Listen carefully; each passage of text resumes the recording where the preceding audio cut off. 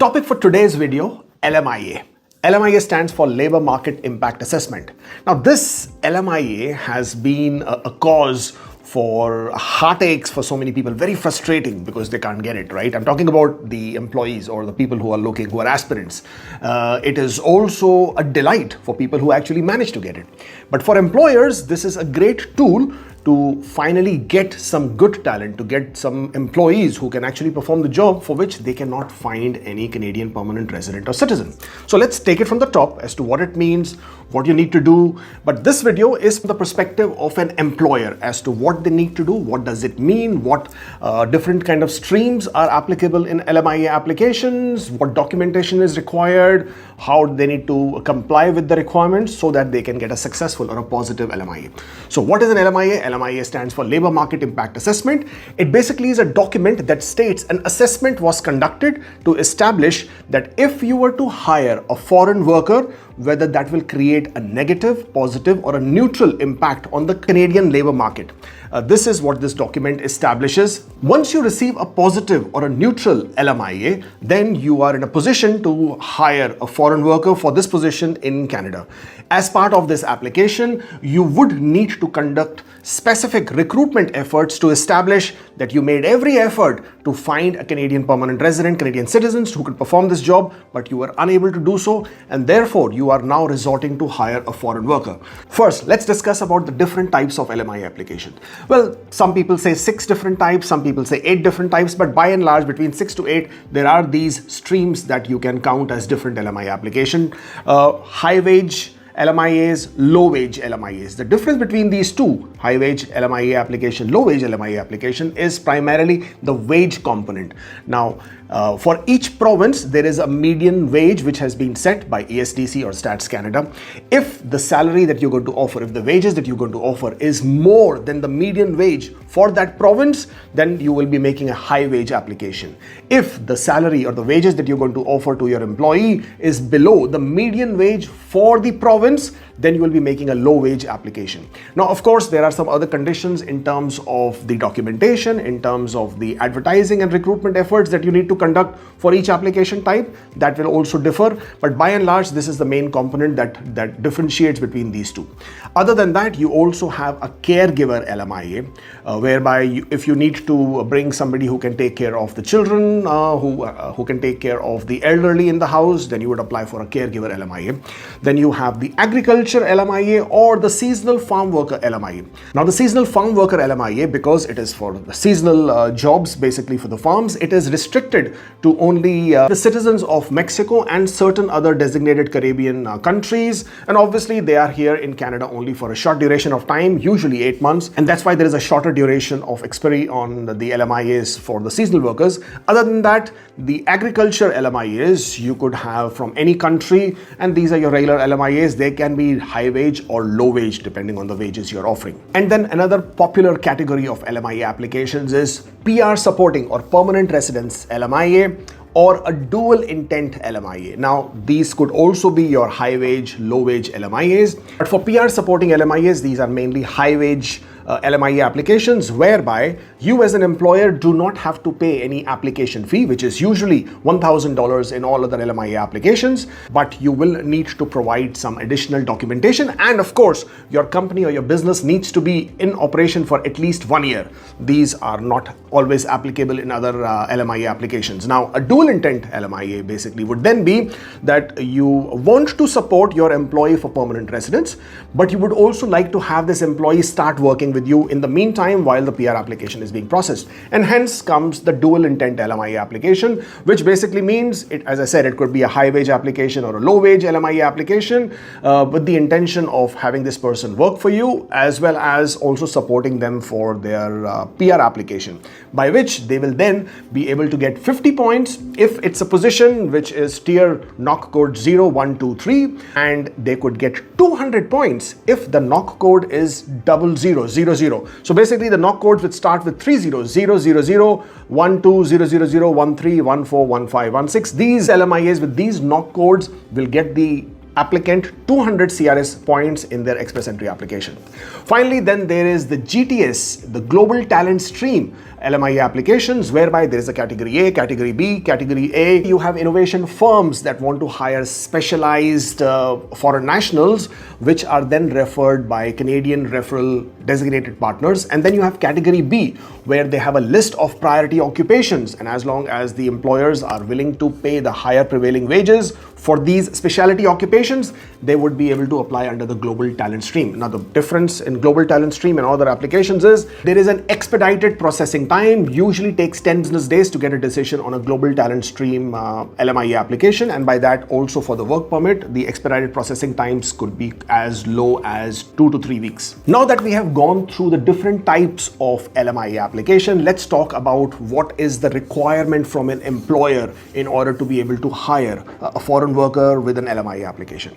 Well, I know a lot of employers shirk away from applying for an LMIA because they find it to be cumbersome, very document intensive, obviously complex in different ways, and of course they may have to hire a consultant to handle this application, which can at times turn out expensive. But by and large, as far as the financials are concerned, let's say this: most of the applications, it will cost you $1,000, which is the ESTC application fee, except for only the PR supporting LMIA, in which the worker cannot get a work permit, but that LMIA only supports their permanent residence application. So the fee is $1,000 for all other application. In addition to that, if you are using a consultant or lawyer to handle an LMIA application, then the fee of that practitioner could range anywhere from $2,000 up to $10,000, depending on what they wish to charge you for this application and depending on the complexities involved in this application. As far as the age of the business is concerned, in order to be eligible to apply for an LMIA application, well, there is no specific age if you are applying for a high wage, low wage LMIA application. The requirement is to prove that your business is financially viable to be able to pay the salaries of a foreign worker.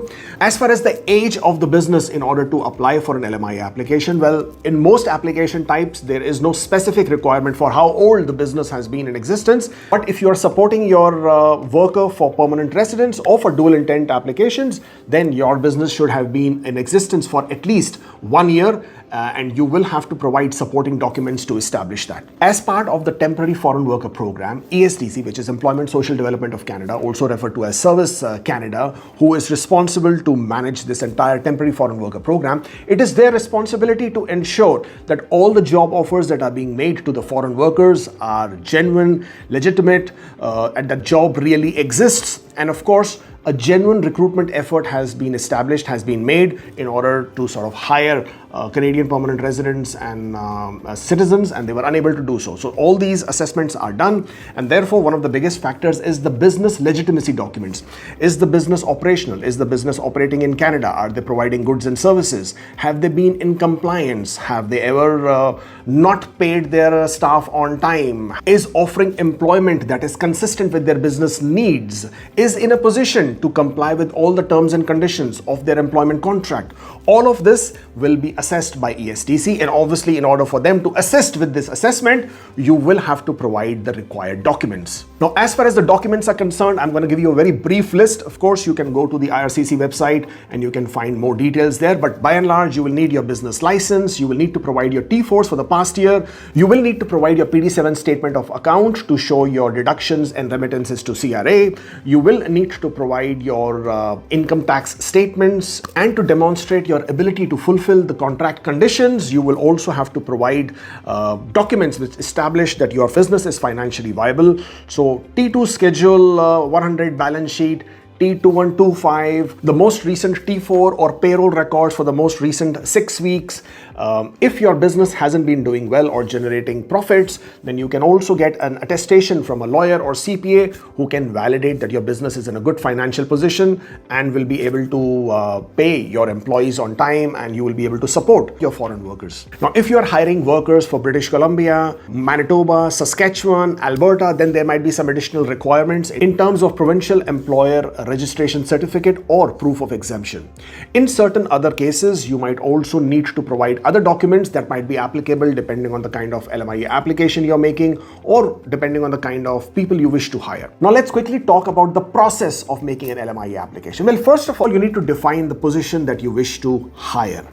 Create a job description advertise. You have to advertise for at least 4 consecutive weeks. You have to advertise on the Job Bank of Canada, and depending on the LMIA application you're making, for example, for a high-wage LMIA application, you have to advertise on 3 alternative sources, and in the case of low-wage LMIA applications, you may have to advertise on 5 alternative platforms. Some of them have to concentrate on specific communities or specific portions of the society so that everybody gets a chance to apply for these positions. Also, when you're choosing platforms, those platforms have to be synonymous for the occupations that you are advertising for. The advertisements have to continue running for the entire duration of the application until the decision is made. That is an extremely important factor. After the advertisement has run for the first 4 weeks, then you have to conduct your recruitment efforts, whereby you have to now prepare a report of how many people you have interviewed, who you have shortlisted, who you have discussed it with, what was the reason you were unable to find a suitable candidate who is a permanent resident or a citizen,